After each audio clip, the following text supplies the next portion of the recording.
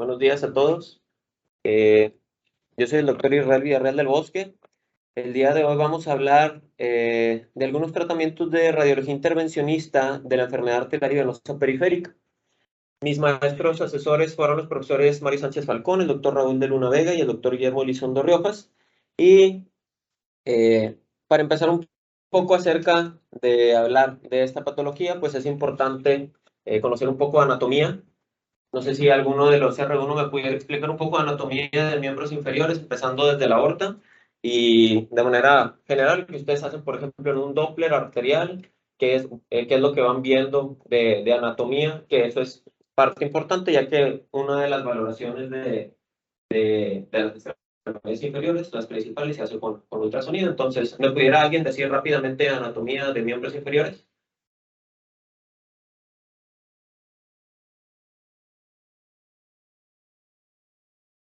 ¿Cómo le pongo el láser aquí?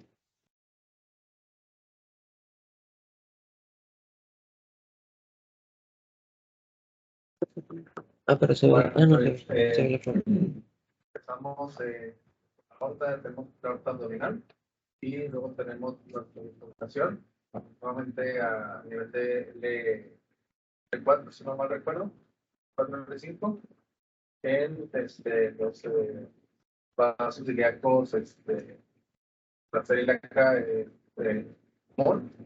Ok. Y luego viene la bifurcación.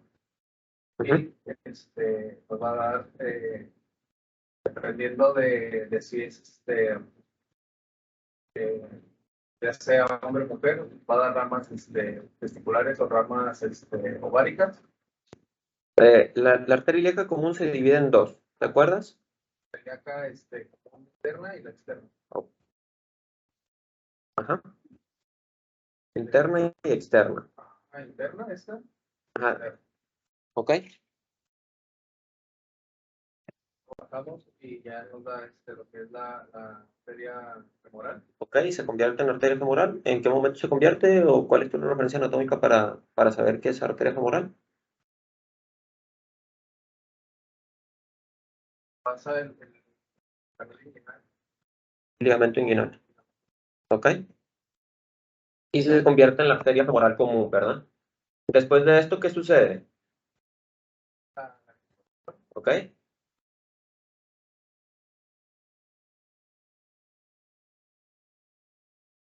Va a ser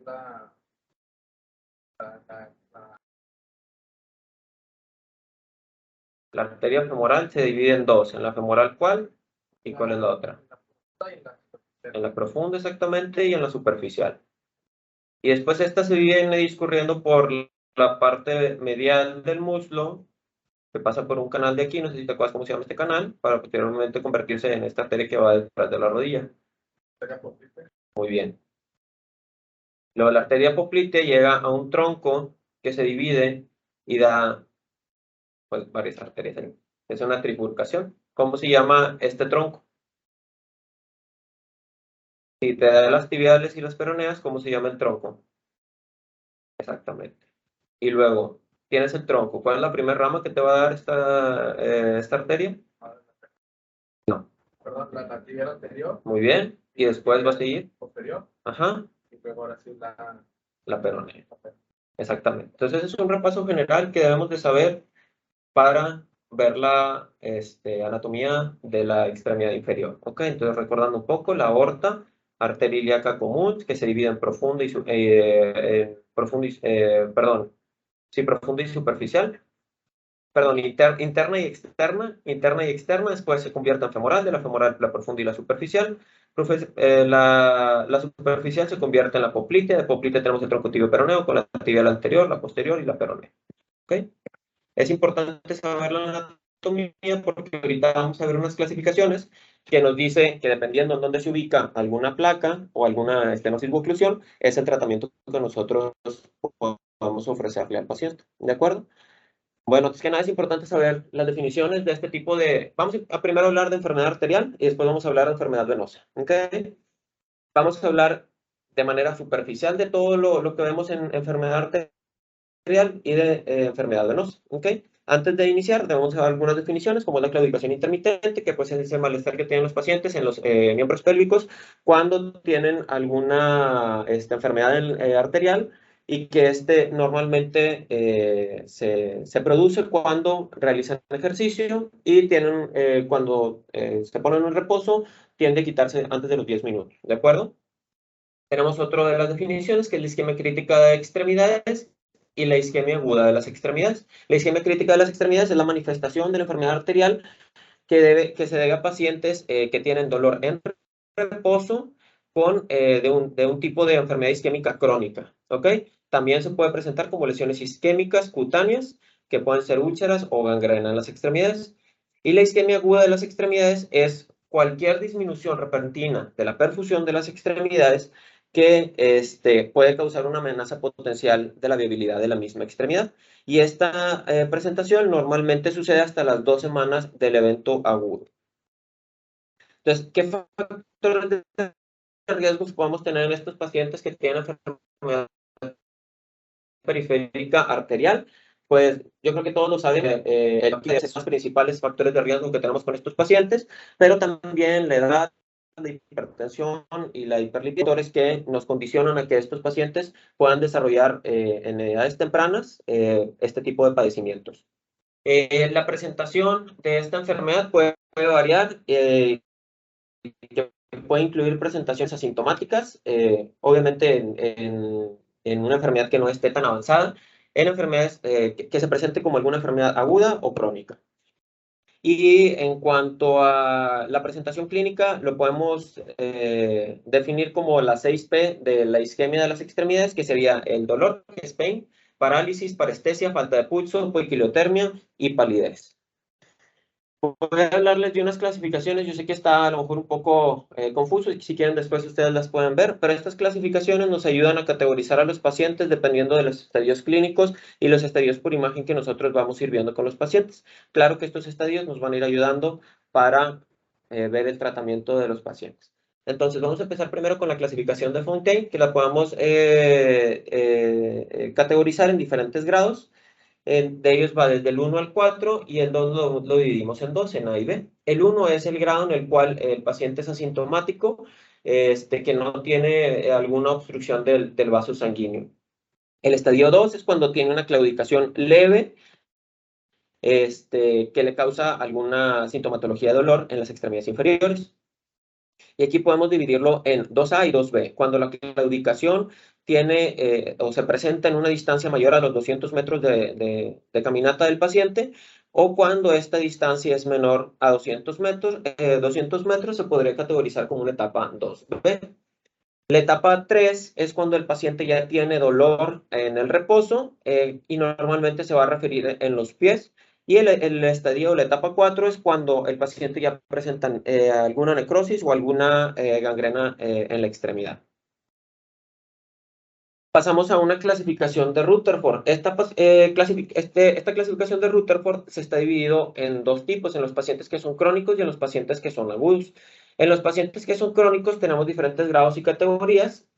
En el grado 0, categoría 0, pues son los pacientes que son asintomáticos, que no tienen alguna alteración hemodinámica, y que en el paciente, en cuanto al objetivo clínico, pues se presenta como el paciente que tiene un poco de edema o que tiene una hiperemia reactiva a algún test.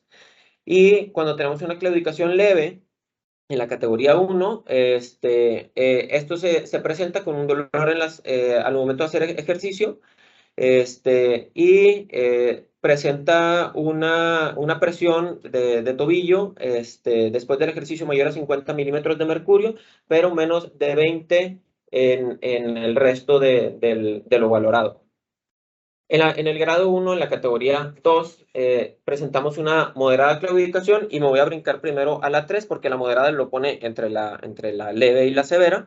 Entonces, en la categoría 3, que es la claudicación severa, el paciente no puede presentar un ejercicio completo en la caminadora de ejercicios que ponen a hacer los pacientes, y la presión de pulso en el tobillo normalmente está menor a 50 milímetros de mercurio. Y entre la leve y la severa, pues se encuentra la moderada. En el grado 2, que sería también categoría 4, tenemos el paciente que tiene un dolor isquémico cuando se encuentra en reposo. Y en los objetivos, en los criterios objetivos, podemos tener que la presión que tiene en el tobillo es de menor a 40 milímetros de mercurio y tiene una, como una, ¿cómo se dice? La onda de presión se encuentra aplanada en el volumen de pulso que está grabado del paciente. O que también tiene una presión de pulso del tobillo menor a 30 milímetros de mercurio. En el grado 3 o categoría, y que es categoría 5, puede ya el paciente presentar en la descripción clínica pérdida de tejido de la extremidad, sin embargo, no presenta una úlcera y puede también presentar una gangrena focal difusa en el pie. Y en cuanto a los objetivos clínicos de los criterios, puede tener una presión de pulso menor de 60 milímetros de mercurio y el volumen de presión de pulso puede estar también, ¿cómo se dice? Plano, o también la presión del tobillo tiende a estar menor a 40 milímetros de mercurio. Y cuando tiene una categoría 6, tiene una pérdida de tejidos mayores, sobre todo cuando se extienden debajo del nivel transmetatarsiano. Y normalmente la función del pie pues ya no se puede salvar en estos pacientes.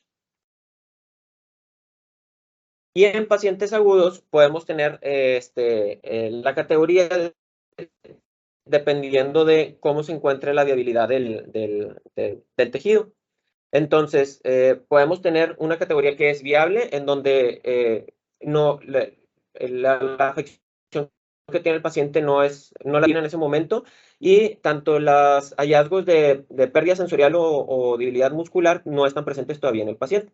En el estudio Doppler todavía se debe identificar tanto arterial o venoso en este paciente los pulsos. Y cuando empieza a tener alguna alteración, podemos tenerlo que sea marginal o inmediato. Marginal si es todavía tratado rápidamente este padecimiento, que puede tener una mínima o ninguna pérdida del sensorial, del estímulo sensorial, y no va a tener alguna alteración muscular. Aquí en este caso el Doppler arterial ya no va a ser audible, pero el venoso todavía va a tener sus pulsos. Cuando es inmediata, puede tener todavía una revascularización inmediata este paciente. Normalmente sucede más la pérdida de la sensorial, normalmente sucede más en los dedos y está asociado a dolor en reposo. Y la debilidad muscular puede ser leve o puede ser moderada. Y en este caso va a ser igual que el anterior, en donde el Doppler arterial ya no va a ser presente, pero el venoso sí se va todavía a identificar. Y cuando es la categoría 3, que es irreversible, pues obviamente tiene una pérdida de tejidos mayores o que pueda tener un daño nervioso permanente o inevitable. Obviamente lo arterial y lo sensorial va a estar afectado en su mayoría, y tanto lo arterial como lo venoso ya no va a ser visualizado en el estudio Doppler de este paciente. Tenemos otra clasificación. Esta clasificación es la Bollinger, que de antemano ellos hacen un mapa de la extremidad en donde ponen o numeran cada segmento de esta misma, y pues van refiriéndose a cada segmento dependiendo de la afección que tiene. Y ellos clasifican la afección del miembro inferior de diferentes maneras, o más bien en 4 estadios. Uno es el que está ocluido completamente, y el que tiene alguna estenosis la maneja como una placa menor al 25%, como una estenosis mayor al 50%, mayor y menor al 50%. Y dependiendo de qué es lo que identificamos en el mapa o en la valoración del paciente, es como lo vamos a ir categorizando. Por ejemplo, si un paciente tiene una placa única menor al 25% en la arteria femoral superficial, pues solamente tendría un punto. Pero si el paciente en la misma arteria femoral superficial tiene una placa que tiene, por ejemplo, una estenosis del 50% y aparte de la placa tiene múltiples estenosis mayores del 50% en más del 50% del segmento, pues va a tener 6 puntos. Entonces, se sumarían estos 2 puntos para tener 10 puntos en total en el mismo trayecto de que nosotros estamos valorando. Y cada trayecto sería valorado. Por definición, si tiene una oclusión este paciente menor al 50% del trayecto que nosotros estamos evaluando de la arteria, pues tendría una puntuación de 13 y si tiene más del 50%, pues sería una puntuación de 15. En el seguimiento en estos pacientes, si la placa o la estenosis disminuyó más de 2 centímetros, a la puntuación inicial que nosotros le dimos al paciente le vamos a restar un punto, pero si incrementó, pues en forma contraria le vamos a aumentar un punto. Hay otro consenso, que es el consenso transatlántico, el segundo que se ha hecho, que este me gustó un poco más porque este ya está, es un documento muy extenso, pero una parte de él habla acerca de cuál es el tratamiento o cuál es el mejor tratamiento en un paciente dependiendo de la condición que tiene el paciente, ya sea una estenosis o una oclusión. Y este documento categoriza en 4 grupos a los pacientes, que sería el grupo A, B, C y D. Dependiendo de en qué grupo caiga este paciente, es el tratamiento que se le va a dar. Si cae en el grupo que está más cercano al A, por ejemplo, el A y el B, lo mejor para los pacientes va a ser un tratamiento endovascular. Sin embargo, si los pacientes caen en los grupos C o D, el todo para estos pacientes va a ser uno quirúrgico, ¿ok? Siendo sus extremos, pues obviamente el mejor tratamiento para el paciente, o sea, el A para el endovascular y el D para el quirúrgico, ¿ok? Entonces, les voy a hablar bueno, también en este documento categorizan a los pacientes en 2 grandes grupos, la clasificación aortoilíaca y la femoropoplite, ¿ok? Entonces, de la aortoilíaca voy a hablar de cada uno de estos para ver cuál es el mejor tratamiento que se le puede dar al paciente dependiendo de cómo se presente el paciente con nosotros. Claro, esto lo podemos nosotros valorar con un estudio Doppler, con una tomografía, una angioresonancia o también con la angiografía directa cuando estamos haciendo al paciente, ¿ok? Entonces, en el tipo A, que es el paciente que estrictamente o que mejor se beneficia con un tratamiento endovascular aortoilíaco, sería aquel paciente que tiene una estenosis uniobilateral en la arteria ilíaca común, ¿ok? Como lo podemos ver de aquí en este tipo, uniobilateral. Y si tiene un segmento corto menor a 3 centímetros en la arteria ilíaca externa, ya sea uni o bilateral, el mejor tratamiento para este paciente va a ser endovascular, ¿ok?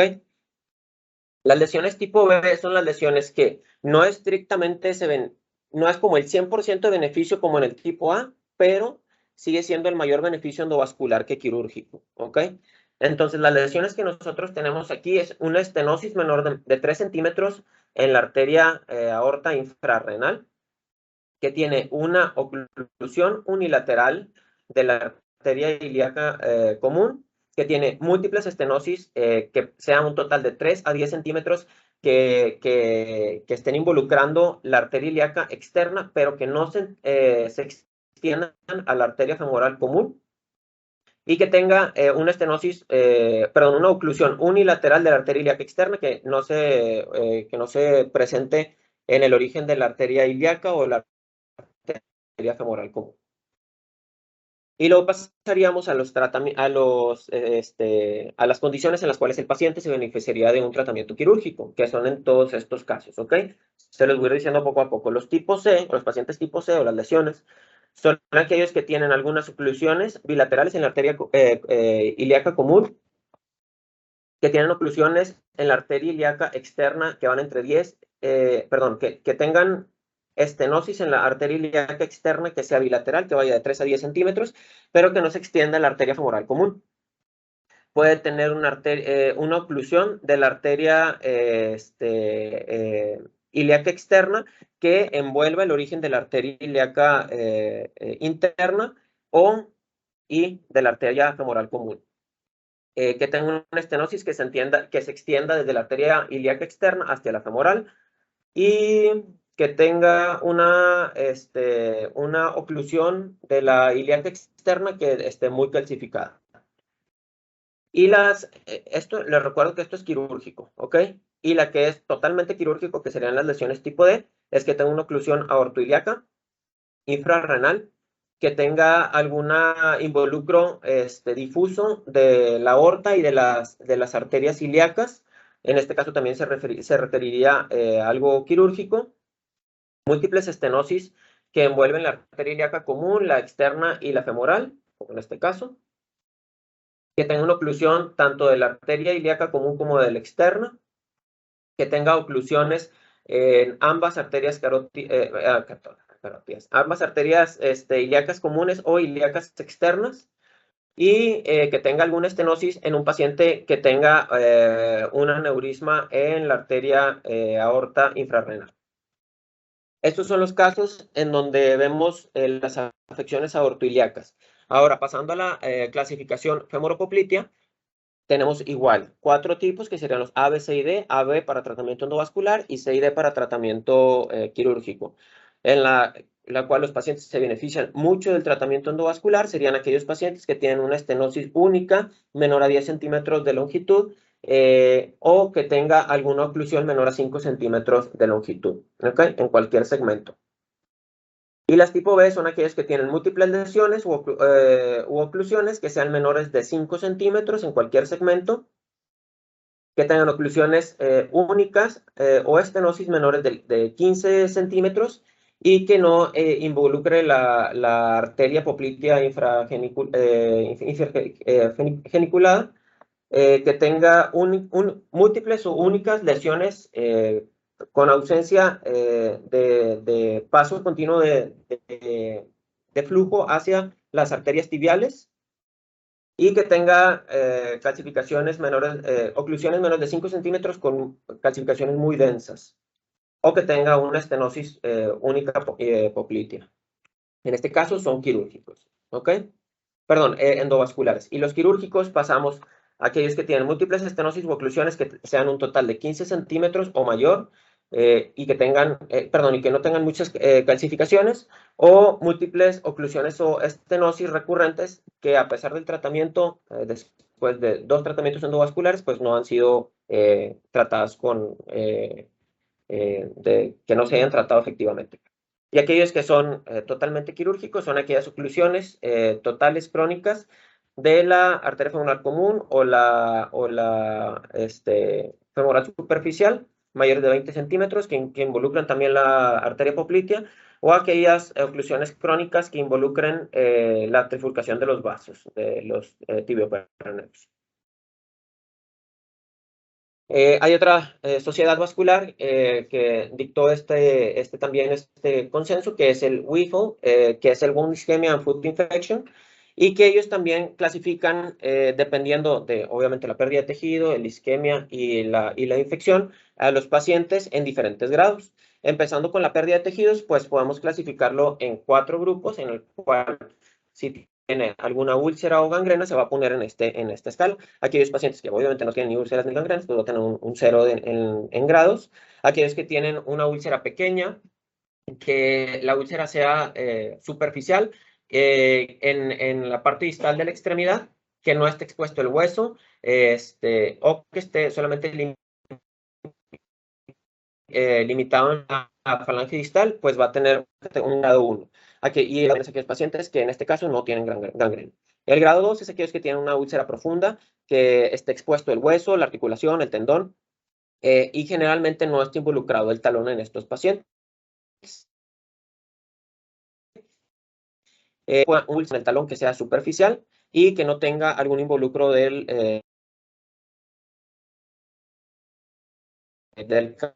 calcáneo. ¿Ok? Y en estos pacientes, en el grado 2, puede tener algunos cambios gangrenosos limitados solamente al y el grado 3 involucre tanto del antepié como del medio pie, que tenga una úlcera en el talón que sea profunda o de grosor completo de la piel, y que tenga y que tanto a la parte de la gangrena, que tenga una gangrena que sea muy que involucra el antepié o el medio pie, y tenga siempre el índice el tobillo brazo es como lo vamos a categorizar a estos pacientes, dependiendo de los grados que tenga. El grado 0 es aquel que tiene un índice de tobillo brazo mayor a 0.8 y que la presión sistólica del tobillo sea mayor a 100 y que la oximetría transcutánea o del ortejo sea mayor a 60 milímetros de mercurio. El grado 1 es aquellos que el índice está entre 0.6 y 0.79, la presión de tobillo de 70 a 100 y la presión del ortejo de 40 a 60. El 2 de 0.4 a 0.59, la presión sistólica del tobillo de 50 a 70 y la del pie, perdón, la del ortejo de 30 a 39.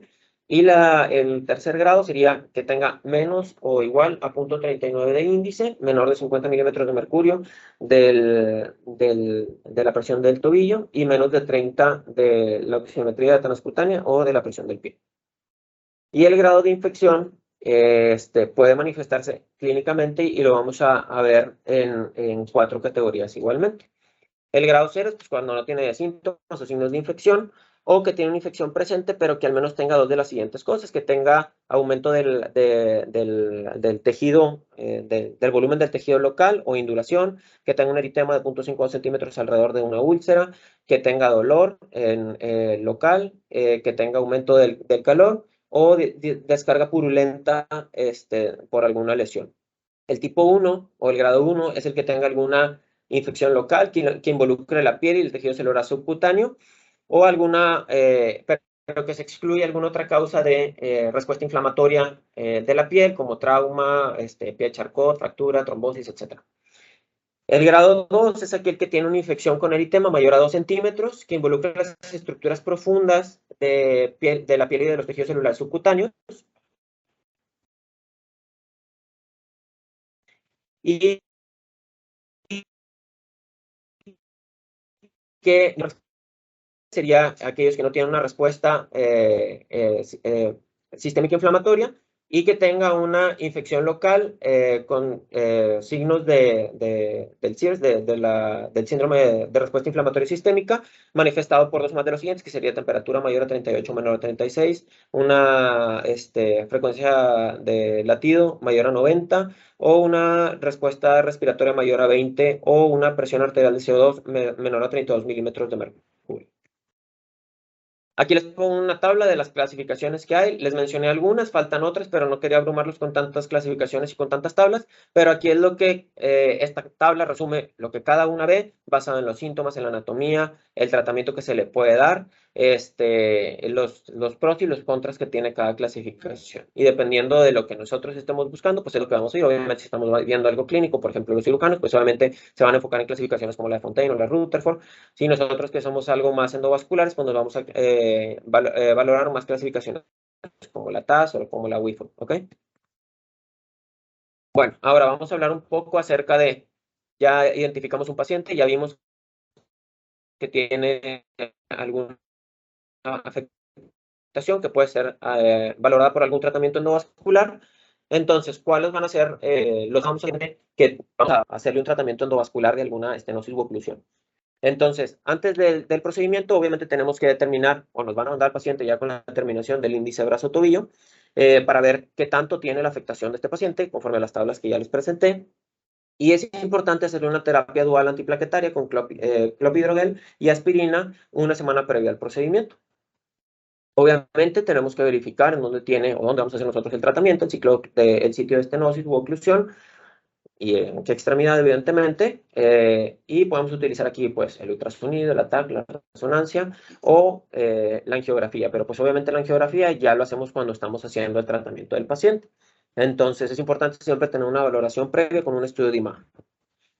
¿Cuáles van a ser los materiales que nosotros vamos a ocupar para darle el tratamiento a estos pacientes? Pues obviamente ocupamos una sala de hemodinamia con fluoroscopio, ocupamos que de preferencia esté un anestesiólogo con nosotros para que el paciente esté sedado.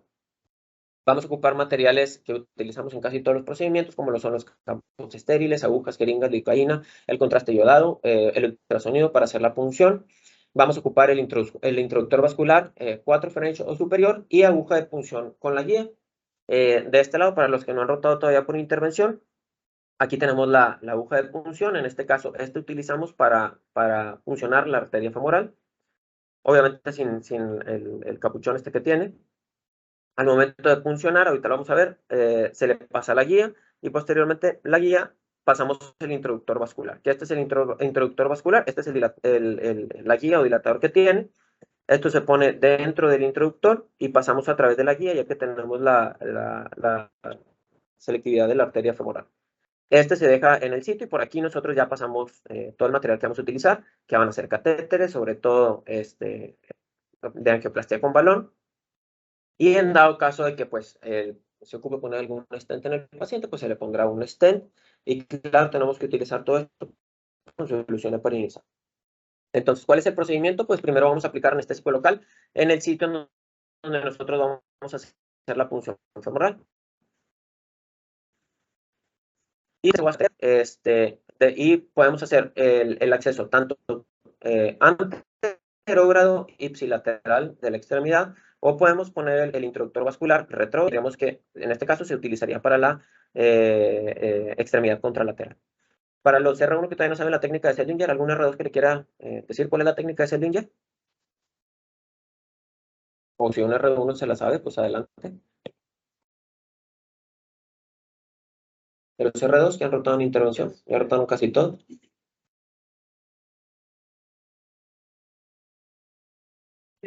Sí, el acceso vascular a través de la arteria femoral. Ajá, ¿cuáles son los pasos? De interés en el acceso femoral, previa asepsia. Y después introducen puede ser así la aguja, la chiva o la que estén utilizando. Y después también el coaxial. Antes del coaxial, ¿qué necesitas? El dilatador. Fíjate, primero vas a introducir tu aguja de punción. Y después, ¿qué necesitas para tener la guía? Exactamente. Entonces vas a pasar tu guía. Y posteriormente, en este caso, pasamos el introductor. ¿Ok? Si utilizamos algún otro procedimiento, como algún drenaje de colección o algo así, utilizamos ya sea una Seldinger o Seldinger modificada. Si sería Seldinger modificada, que sería como la de los pasos más largos, ¿cuál sería? Como tú dijiste, pasas la microguía, después quitas, pasas el coaxial, del coaxial, la guía, dilatadores y ya está. ¿Ok? Perfecto. Muy bien. Bien, entonces ya pusimos el introductor, ya vimos o ya sabíamos qué íbamos a tratarle al paciente, cuál era la estenosis de oclusión que le íbamos a tratar. Entonces, obviamente nosotros estando dentro del vaso, pues vamos a realizar una angiografía pues para valorar exactamente en dónde está el área de estenosis u oclusión. En este caso, el paciente tenía un área de oclusión en la arteria tibial anterior, en este segmento. Aquí, esta será la continuación de esta parte de acá. Entonces, vemos que tiene un área en donde no está teniendo paso medio contraste, que sí tiene una recanalización distal por vasos colaterales, ¿ok? Entonces, después de esto, vamos a pasar una guía a través de donde se encuentra la estenosis u oclusión, o una microguía. Acá está. Entonces, vamos a pasar una microguía a través de esto. Aquí tenemos este puntito que nos dicen dónde está avanzando. En este caso ya es el catéter. Pero vamos a avanzar la guía y el catéter y posteriormente vamos a insuflar el balón que tiene para poder dilatar esta estenosis, oclusión. Y posteriormente pues se lo quitaríamos el balón y haríamos una angiografía de procedimiento, ¿okay? Que en este caso se vería que ya tiene una recanalización este vaso afectado, ¿de acuerdo? En caso de ser necesario, pues se le pondría un stent, ¿ok? Muy bien, después del procedimiento, pues obviamente el paciente terminamos y se va a su casa, pero pues es importante decirle al paciente que tiene que hacer un cambio en el estilo de vida. Entre ellos está pues hacer ejercicio, si está fumando pues dejar de fumar, el control estricto de la diabetes Y es necesario también administrar aspirina o una terapia anticoagulante por el resto de su vida para evitar una restenosis, ¿ok? Como la aspirina Protect, que toman muchos. En el seguimiento del paciente, pues el seguimiento siempre se va a sugerir a un mes después del procedimiento, 6 meses, 12 meses, y después de los 12 meses siempre va a haber un control anual de por vida para ver cómo sigue este sitio de estenosis u oclusión del paciente, que pues ahora ya no lo tiene. Y en dado caso de que se vuelva a restenosar, pues se puede hacer un tratamiento de nuevo, ¿ok? Siempre en el seguimiento del paciente, pues se va a tener que hacer el índice tobillo-brazo y hacer el control, pues con el método que tengamos en mayor disponibilidad y el de mejor costo-efectividad, que en este caso sería el ultrasonido Doppler, pero en caso necesario que sea hacerse con AngioTAC o en un caso en específico de algún paciente en AngioTAC o en resonancia, pues se tiene que hacer con esos estudios. ¿De acuerdo? Bien. De la enfermedad arterial, ¿alguna duda que les haya quedado?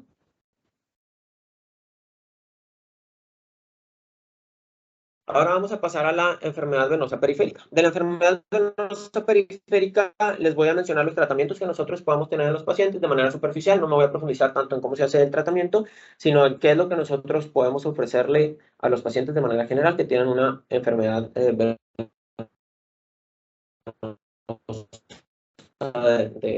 extremidades periféricas. Obviamente, de los padecimientos más frecuentes que nosotros podemos ver y que ustedes van a ver en el área de ultrasonido es aquellos pacientes que presentan con venas varicosas, que pues como los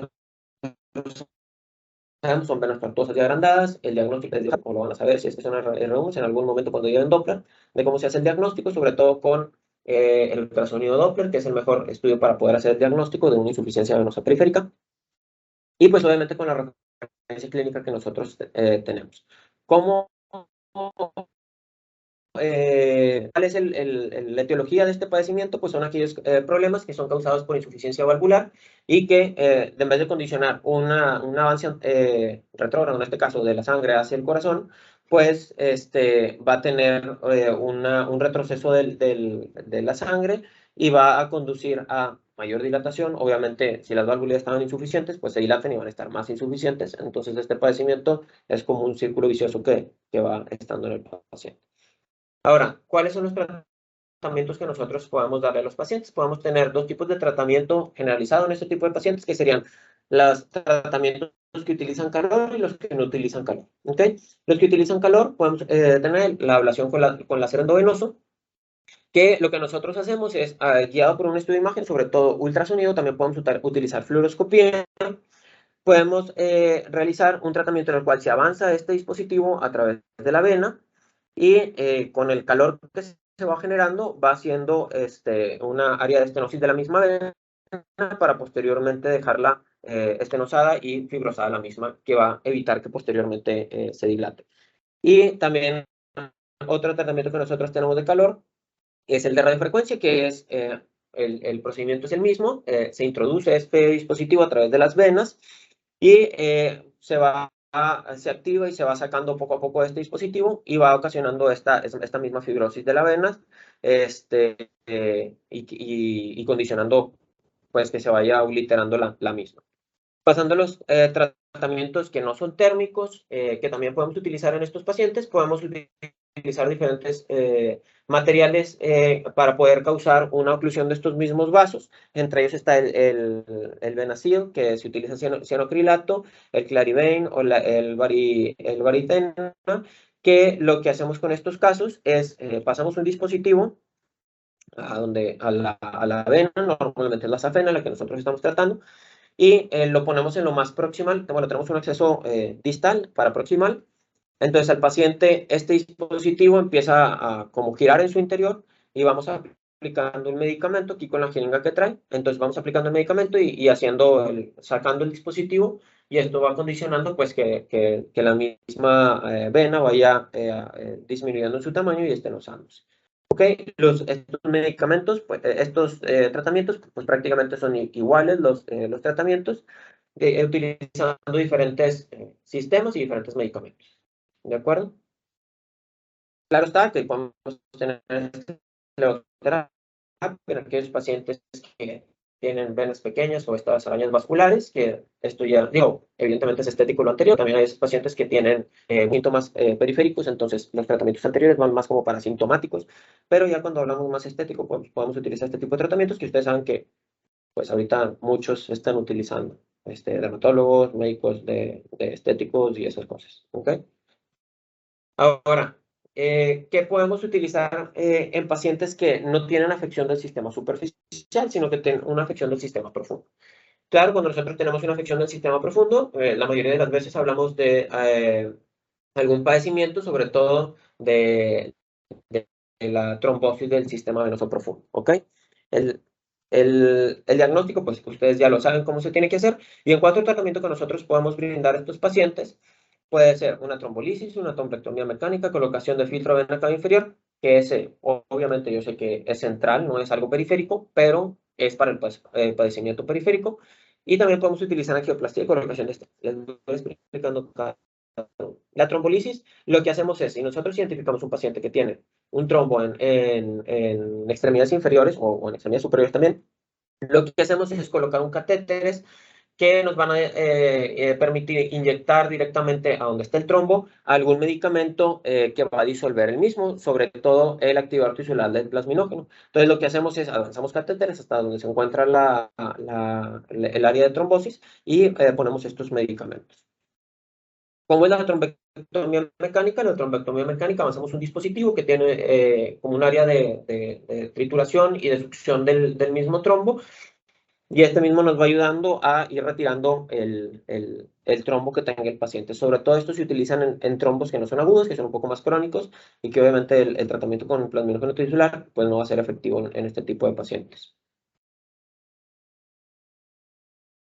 La angioplastia y la colocación de stent también se pueden utilizar en venas, no solo en arterias, y sobre todo se pueden utilizar en aquellos pacientes que tienen alguna estenosis, puede ser por cualquier tipo, secundaria sobre todo algún trombo, o también aquellos lo podemos utilizar en aquellos pacientes, por ejemplo, que utilizan muchos catéteres como los de hemodiálisis y que la misma vía ya se va estenosando. Entonces en estos pacientes también podemos hacer una plastía de la vena e incluso le podemos poner un stent en caso necesario de que la misma vena no se quite la estenosis que tiene. El filtro de vena cava inferior, como ya les dije, es un dispositivo que se pone en la vena cava inferior, debajo, bueno, lo más común es que se ponga debajo de las venas renales, pero se puede poner arriba dependiendo de las indicaciones y de cómo se identifique la trombosis en este paciente.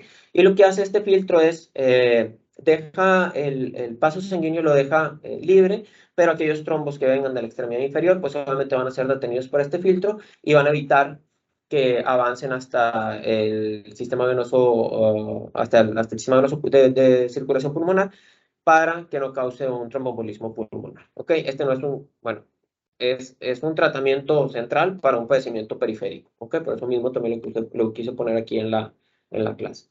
Y por último, el síndrome de Mike-Turner, como algunos ya sabemos, es un síndrome que causa una compresión de la vena ilíaca común izquierda por la arteria ilíaca común, y lo que conduce esto es que, como está una compresión, condiciona una dilatación de las venas que están previo a la compresión, y en estos pacientes el mejor tratamiento que le podemos ofrecer es poner un stent en donde se encuentra esta compresión para evitar la compresión por la arteria, y de esta manera, pues que el paso del flujo que viene de la extremidad, pues sea el adecuado para el retorno. Aquí tenemos, por ejemplo, una recta en donde vemos cómo la arteria se encuentra por encima de la vena y que obviamente está causando una compresión, y pues en este paciente obviamente una dilatación de lo más periférico. Y aquí en este caso el tratamiento, en donde pues ya se le pasó esto que se ve así como una mallita aquí alrededor, es el stent que ya se le puso al paciente, aquí adentro lleva un catéter, ¿verdad? Pero después se retira. Y pues prácticamente y de manera generalizada, esto es lo que nosotros vemos en la enfermedad arterial venosa y periférica de las extremidades, casi todas en extremidades inferiores, pero de igual manera se puede extrapolar hacia extremidades superiores. ¿Alguna duda, pregunta, tratamiento que diga?